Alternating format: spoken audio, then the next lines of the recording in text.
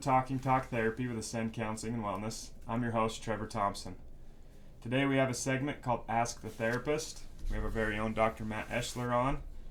Today we're going to be going over how to support your significant other if they're struggling with anxiety or depression. We often give tons of advice to those of you that are struggling, but we've noticed we haven't gave any advice to those that are maybe trying to support their significant other throughout some of their emotional health. So we're going to dive right into it. Awesome. So obviously, I think the number one thing that you might see in a relationship is somebody maybe struggling with some anxiety, for example, and them going, I don't understand why you're freaking out. Why don't you just calm down? Why are you so anxious? You've totally labeled the number one do not. Do not do that. Like, it's never ever been helpful to say, would Right. you stop stressing out? That is not Hey, ever calm down. helpful. Yeah.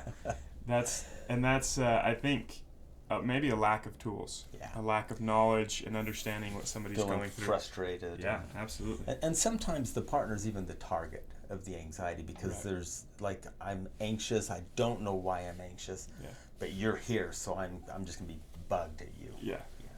Okay. So how does somebody navigate through a significant other that's maybe struggling with some of that? So again, we labeled this. The first one is to like kind of chastise an anxious person is going to just increase their anxiety. They're going to feel more misunderstood. I don't know anyone out there that says, I think I'm going to be anxious today. They don't start their day like that, Right. Anxiety generally sneaks up on people. It generally is something that all of a sudden they feel their chest get tight and they know that there's an unwanted kind of stranger in their soul and it's kind of causing them some disruption. And then they start to like feel a little bit helpless, powerless, and then their heart rate starts to go up and their breathing gets shallow and then their front brain shuts off and now they're in a full-fledged anxiety attack and they didn't ask for it. So it's kind of hitting them. And sometimes there's this notion that I've got to find a target for this. And so it might be my spouse, it might be my kids. So I just get really sharp and short-tempered. Right. And to be told to calm down isn't going to help. To be told that you're being unreasonable, you're illogical, hey, your fears are irrational, none of that's helpful. The first thing you want to do if you're a partner is show some empathy. Like, hey, I can tell that you're not feeling super good right now, or I can tell that I'm bugging you a little bit. What's going on? I want to help with this. Yeah. Any kind of empathy. You're not having to agree that it's rational or disagree. Just notice and use that empathic voice. Lean into them. Don't run away from them. Now, if an anxious person says, I just need to be alone for a minute, you would honor that and just give them a timeout.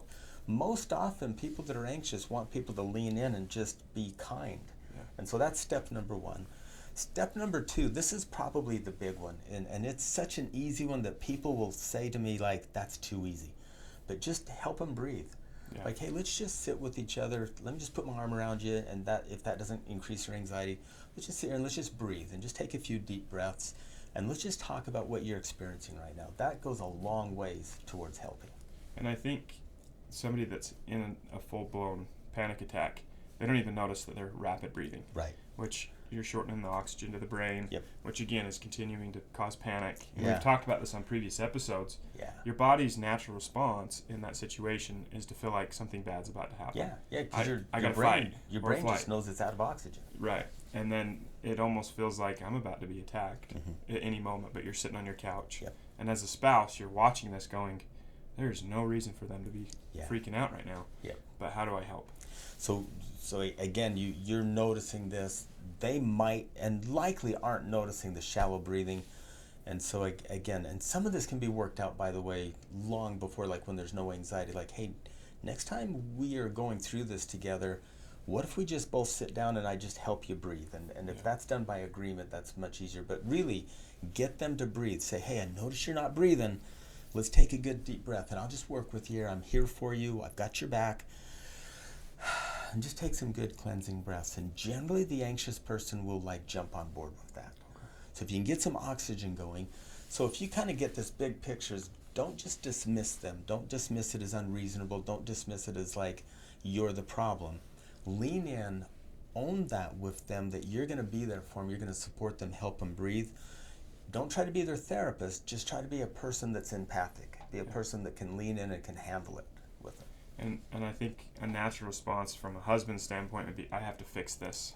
and we've probably all seen that video about the lady with the nail out of her head. She's complaining about a headache, and he's going, let's just pull the nail out. Yeah. Why do you always have to try to fix everything? I just want you to hear me for a minute. And I think our natural response is, I just want to help. I just want to fix it. I want to make this pain go away, because that's what I love and care about you, and that's what I want to do. Yeah.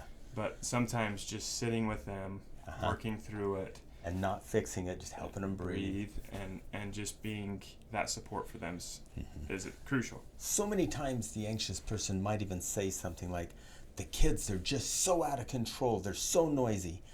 If you lean in and say, well, if you wouldn't do this, they wouldn't be, that's not helpful. What you would say is, again, just show empathy. Like, I hear you, the kids are a little bit rambunctious, and I can tell that is making you anxious.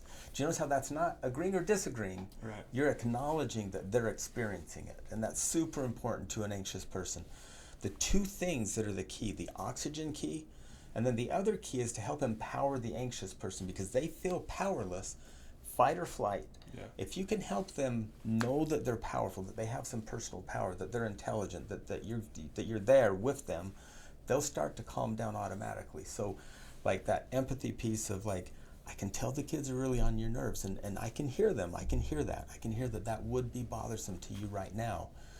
Is there something that we can do? Do you want to go for a walk outside, or do you want to just sit here with me? What would be good? Now you're inviting the anxious person to kind of like start to sequence and start to make a plan. The minute an anxious person begins the process of planning, their anxiety goes down, because they feel in control. Like, oh, I can do that. I can breathe. I can go for a walk. I can sit here on the couch. I'm not being bossed around. I'm not being out of power. That automatically takes the edge off. And somebody with anxiety, I mean, already they're probably criticizing themselves, judging themselves harshly. Yeah. They feel bad that they're even putting their spouse in this situation. So to ridicule or try to fix is going to do it's the complete validating opposite. that they're broken. Yeah. And again, I've never met an anxious person pre-plan it. Like, I think I'm going to mess with my family today and be anxious. And I've also never really heard an anxious person not realize that it's disrupting their life. Like, it might not be right in that moment, but they know it's a disruption already. So you don't need to tell them any of that. Okay. And you know, if this is something you're struggling with at home, and it feels like it's more than just, you know, an irregular occurrence, and it's something that's happening often, that's usually a good time to come in and see someone, because our therapist can give not just the person struggling, but also their significant other the tools and resources on how to work through this. Obviously, this is a short segment of just some quick tips of how to help somebody that's experiencing it, or if you're new to it. But coming in is always going to be most beneficial, to come sit down with somebody that can talk you through it. Yep, there is a time for professional help, and again, just to reiterate this, taking the person or telling the person they need therapy in the middle of a panic attack is not healthy. Right. Talking with them later, like, hey, do you think maybe we ought to go in and get some couples counseling just to help us deal with the anxiety when it comes up? Because I know you don't want this, and I don't want to ever take it personal, because I know it's not about me. But maybe a professional could give us some feedback. That would be helpful. But again, not during the panic attack. Yeah. Perfect. Again, guys, if this is something we can help you with, I always attach a link on how to book some of our services. You can see a list of all of our therapists and what they specialize in. So if you see someone that you feel like might be a good fit for you, go ahead and schedule that appointment. If you have any questions, as usual, reach out on our Instagram. And keep in the way back of your mind, I know that was a bit of a wrap up there, but we do have professionals. We also have ketamine treatment and TMS treatment, which is super good for people that have had some ongoing lifelong anxieties. Perfect. And there is a link to all of our services that can help with those things, so feel free to do some research on your own. Thanks so much for tuning in. We'll talk to you guys next week.